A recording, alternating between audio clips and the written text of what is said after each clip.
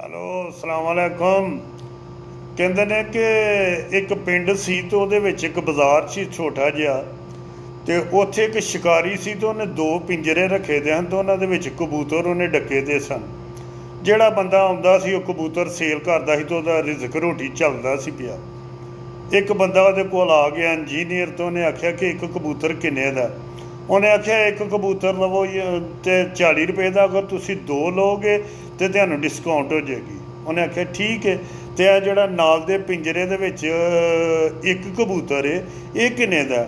ਉਹਨੇ ਆਖਿਆ ਇਹ ਕਬੂਤਰ ਜਿਹੜਾ ਵੇ ਨਾ ਮੇਰਾ ਪਾਲਿਆ ਦਾ ਕਬੂਤਰ ਹੈ, ਤੇ ਮੈਂ ਇਹ ਥੋੜ੍ਹੀ ਕੀਤਿਆਂ ਤੁਹਾਨੂੰ ਵੇਚਣਾ ਨਹੀਂ। ਅਗਰ ਤੁਸੀਂ ਜ਼ਿਆਦਾ ਇਸਰਾਰ ਕਰੋਗੇ ਤੇ ਮੈਂ ਇਹਨੂੰ ਸੇਲ ਕਰ ਦੇਣਾ, ਲੇਕਿਨ ਇਹਦੀ ਕੀਮਤ ਹੈ 1000। ਉਹਨੇ ਕਿਹਾ ਇਹਦੀ 1000 ਰੁਪਇਆ ਕੀਮਤ ਹੈ, ਦੂਸਰੇ ਕਬੂਤਰਾਂ ਦੀ 40 ਰੁਪਈਏ ਵੇ। ਉਹਨੇ ਆਖਿਆ ਕਿ ਮੇਰੇ ਧੰਦੇ ਦੇ ਵਿੱਚ ਜਿਹੜਾ ਨਾ ਮੇਰੀ ਮਦਦ ਕਰਦਾ, ਮੇਰੇ ਕੰਮ 'ਚ ਮੇਰੀ ਮਦਦ ਕਰਦਾ, ਇਹ ਕਬੂਤਰ ਤੇਰੀ ਮਦਦ ਕਰਦਾ, ਇਹ ਕਿਸ ਤਰ੍ਹਾਂ ਕਰਦਾ?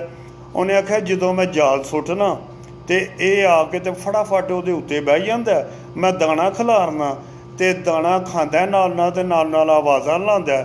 ਇਹਨੂੰ ਵੇਖ ਕੇ ਦੂਸਰੇ ਕਬੂਤਰ ਸੋਚੇ ਸਮਝੇ ਉਹ ਵੀ ਕੜਾਕਾ ਆ ਕੇ ਬਹਿ ਜਾਂਦੇ ਨੇ। ਤੇ ਉਹ ਕਹਿੰਦੇ ਨੇ ਕਿ ਜਦੋਂ ਆਪਣਾ ਜੋ ਖਾਂਦਾ ਪਿਆ ਦਾਣੇ ਤੇ ਅਸੀਂ ਵੀ ਖਾਂਦੇ ਜਾ ਕੇ, ਤੇ ਆਪਣਾ ਹੀ ਹੈ, ਚਲੋ ਉਹਨੂੰ ਵੇਖ ਕੇ ਤੇ ਖਾਣ ਲੱਗ ਪੈਂਦੇ ਨੇ।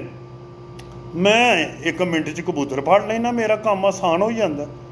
ਉਹਨੇ ਕਿਹਾ ਲੈ ਫੜ 1000 ਰੁਪਈਆ ਤੇ ਮੈਨੂੰ ਇਹੋ ਹੀ ਕਬੂਤਰ ਦੇ। ਉਹਨੇ ਖੈਰ ਬੜਾ ਔਖਿਆਂ ਹੋ ਕੇ ਤੇ ਉਹ ਕਬੂਤਰ ਦਿੱਤਾ, ਕਿਉਂਕਿ ਉਹ ਕਬੂਤਰ ਉਹਨੇ ਪਾਲਿਆ ਦਾ ਸੀ ਤੇ ਉਹ ਬੜਾ ਫਾਇਦਾ ਉਹਨੂੰ ਦਿੰਦਾ ਸੀ। ਉਹ ਜਿਹੜਾ ਬੰਦਾ ਇੰਜੀਨੀਅਰ ਸੀ ਉਹਨੇ ਕਬੂਤਰ ਲਿਆ, ਗੱਡੀ ਦੇ ਵਿੱਚ ਰੱਖਿਆ ਤੇ ਕੋਈ 30-35 ਕਿਲੋਮੀਟਰ ਦੂਰ ਜਾ ਕੇ ਤੇ ਉਹਨੇ ਸੁੱਟ ਦਿੱਤਾ, ਉੱਥੇ ਆਜ਼ਾਦ ਕਰ ਦਿੱਤਾ। ਦੂਸਰੇ ਦਿਨ ਉਹੀ ਬੰਦਾ ਜਿਹੜਾ ਵੇ ਫਿਰ ਉਸੇ ਬਾਜ਼ਾਰ ਆਇਆ ਤੇ ਸ਼ਿਕਾਰੀ ਉਹਨੂੰ ਕਹਿੰਦਾ ਕਿ ਕਿੱਥੇ ਉਹ ਮੇਰਾ ਪਾਲਿਆ ਹੋਇਆ ਕਬੂਤਰ, ਮੇਰਾ ਕਬੂਤਰ ਕੈਸਾ ਹੈ? ਉਹਨੇ ਆਖਿਆ ਮੈਨੂੰ ਕੀ ਪਤਾ। ਕਿਉਂ? ਉਹਨੇ ਕਿਹਾ ਮੈਂ ਤਾਂ ਜੰਗਲ 'ਚ ਸੁੱਟ ਆਇਆ ਹਾਂ।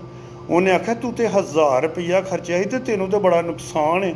ਉਹਨੇ ਆਖਿਆ ਕੋਈ ਨੁਕਸਾਨ ਨਹੀਂ, ਇਹੋ ਜਿਹੇ ਬੰਦੇ ਨੂੰ ਬੰਦਿਆਂ 'ਚ ਰਹਿਣ ਦਾ ਕੋਈ ਹੱਕ ਨਹੀਂ ਕਿ ਜਿਹੜਾ ਆਪਣਿਆਂ ਦੇ ਨਾਲ ਹੀ ਦਗਾ ਕਰਦਾ ਉਹਨੂੰ ਕੋਈ ਹੱਕ ਨਹੀਂ।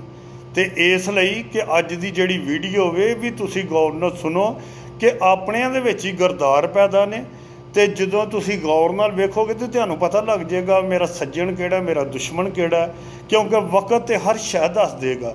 ਤੇ ਬਾਕੀ ਆਪਣੀ ਸਿਹਤ ਦਾ ਖਿਆਲ ਰੱਖਿਓ ਤੇ ਹਵਾਲੇ ਰੱਬ ਦੇ। ਵੈਲਕਮ ਹੋ ਗਿਆ ਰਾਜਪੂਤ ਦਾ।